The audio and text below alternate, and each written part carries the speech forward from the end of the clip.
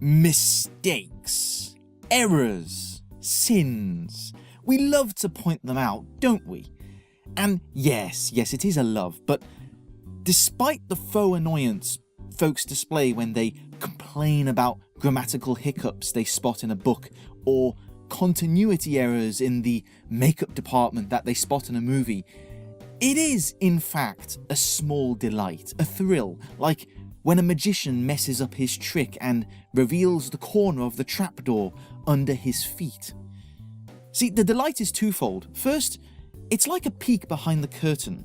The illusion of the fiction slips ever so slightly, not enough to disrupt the experience, but just enough to be noticeable and comedic in effect. This gripping scene of a man dying in the arms of his brother as he utters words of forgiveness in his last breath is disrupted when the boom mic accidentally peeks into view at the bottom of the frame. The serious veers into the absurd so fast that you can't help but laugh, of course. And second, it gives the viewer or reader a small victory, a sense of superiority. In spotting errors and pointing them out to others, that person is essentially trying to establish themselves as better than the creator. Whoa, pretty strong claim, yeah? I mean, perhaps, but I wish to make two things clear here. First, I am not talking about solicited or constructive criticism, the act of highlighting mistakes with the purpose of hoping the book or the film could be better. Now that is something that is always welcome and always wanted, should be wanted. And sometimes, yes, some things do deserve to be ripped apart because it's clear that there is no respect for the audience whatsoever in this piece from the creator.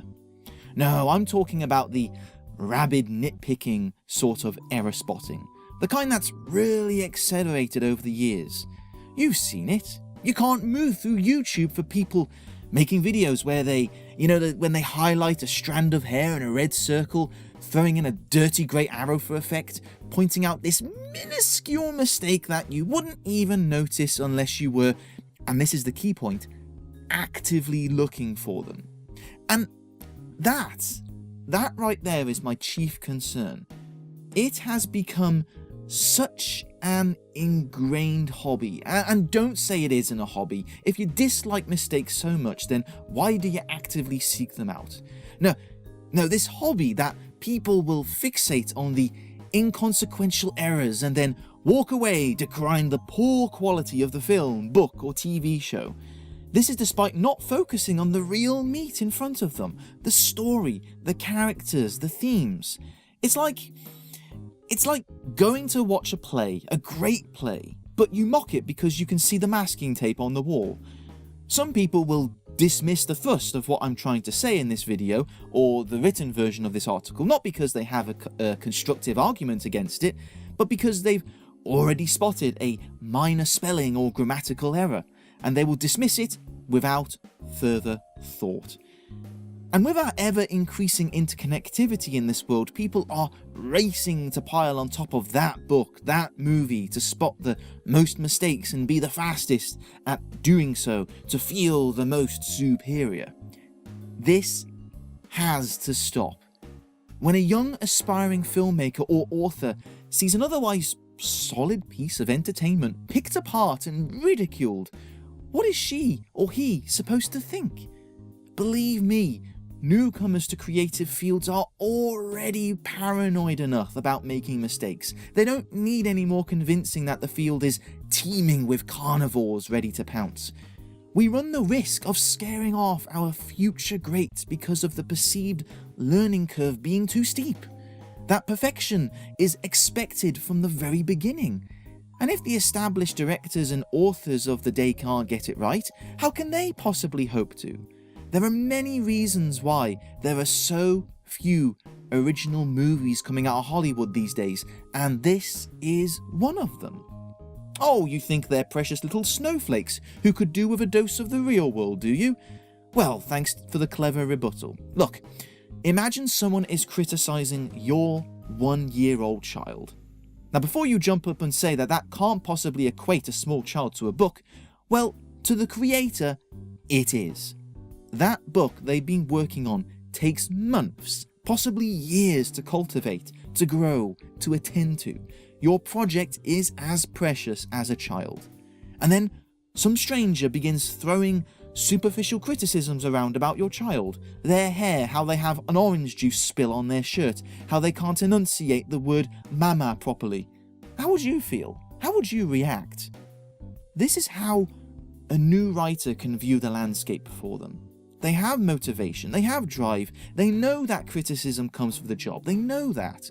But when they see just how destructive and cynical their potential audience can be, combined with how difficult it can be to get recognition from even one person. I mean, ask an aspiring writer how many rejection letters they have, and some will give up. They will give up before they've even started. Why go through all the hassle? It's even harder for authors, I think. Filmmakers at least collaborate with a small army of people. The collaborative effort means that errors and problems are more likely to be spotted and corrected in the production process. Now that, I suppose, makes the pointing out of problems in a film more justifiable. I mean, how did that problem get by so many people without being seen? But let's spare a thought for the author who works solo for most of it, if not the whole process. Professional editors are not cheap, meaning that for the wannabe writer, the first step on the ladder means showing your work to an audience when it's only been edited by yourself. And you've done your best to eradicate as many errors as possible, but to be frank, it's really hard to spot problems in things you've made, especially when it's your 3rd or 4th read-through. And when the criticism rolls in, there's no team to share the blame with. It's all loaded onto one pair of shoulders. Now, once again, I am not talking about meaningful, constructive critique, pointing out structural issues, inconsistency in character, anachronisms, things that are making the story less good than it could be. By all means, if that's the case, critique away. That's great. And sure, point out spelling mistakes and grammatical hiccups, but mix it up with positive feedback too. The author, if they are sensible, will be all ears. I'm talking about taking superficial pot shots for personal satisfaction. I mean, yeah, it's fun, gratifying even, to poke holes in something, especially if it's been something that's obviously cynically produced. But let's remember that there are human beings behind the thing that you are poking holes in. Be fair, be empathetic, help that creator to grow. It's more work and it's less exciting, but the gratification you're seeking will come in time when that author comes back to you with a finer, stronger end product that you had a part in helping to build. And to think you nearly scared them away. That is a much better gratification to go after. And that's it for today's Off the Shelf. Thank you very much for listening, readers. The written version of this is on my website, link in the description below, along with links to all my other blogs and social media, including my Patreon if you wish to support my work. Thank you very much, and I will see you next time. Bye bye.